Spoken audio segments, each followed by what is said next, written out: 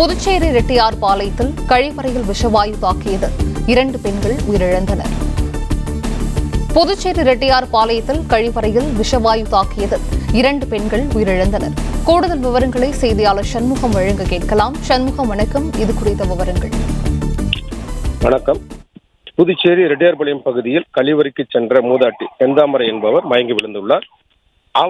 மயங்கி விழுந்த அவரை பார்த்துவிட்டு அவரை தூக்குவதற்காக அவரது மகள் காமாட்சியும் அங்கே சென்ற போது அவரும் மயங்கி விழுந்துள்ளார்.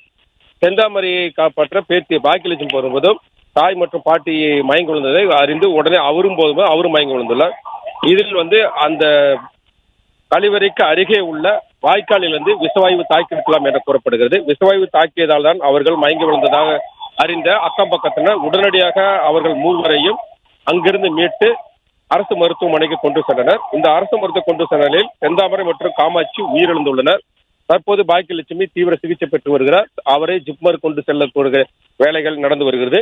இந்நிலையில் அந்த பகுதிக்கு வந்த சுகாதாரத்துறை மற்றும் நகராட்சி மற்றும் தீயணைப்புத்துறை அதிகாரிகள் விசாரணை மேற்கொண்டு வருகின்றனர். கழிவறைக்குள் விஷவாயு தாக்கி 2 பேர் உயிரிழந்த சம்பவம் அப்பகுதியில் சோகத்தை ஏற்படுத்தியுள்ளது. தற்போது அது விசாரணை மேற்கொண்டு வருகின்றனர். விவரங்களை வழங்கியமைக்கு நன்றி சண்முகம்.